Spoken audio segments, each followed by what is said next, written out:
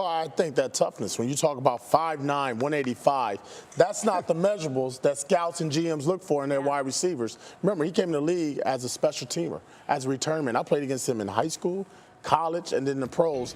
And not more, the biggest compliment you give any football player is how they compete each and every play. And Steve Smith, he didn't back down from a fight.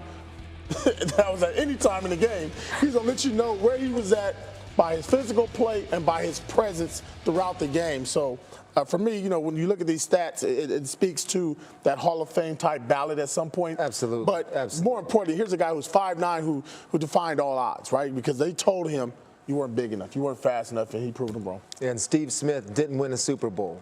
But Steve Smith is a champion in my book. I mean, the way that he played, I remember playing against him in the Super Bowl after our 04 season and how he just dominated us the entire game. The intensity, I mean, if any young players want to watch this is an intense young man, an intense individual, linebacker mentality inside of that helmet. One of the all-time toughest competitors that I have ever seen. All right, playing football for the 13 years that I played and watching it and following it and covering it, the competitor that he is, the intensity that he has, never back down from any challenge, tearing Achilles when you're old.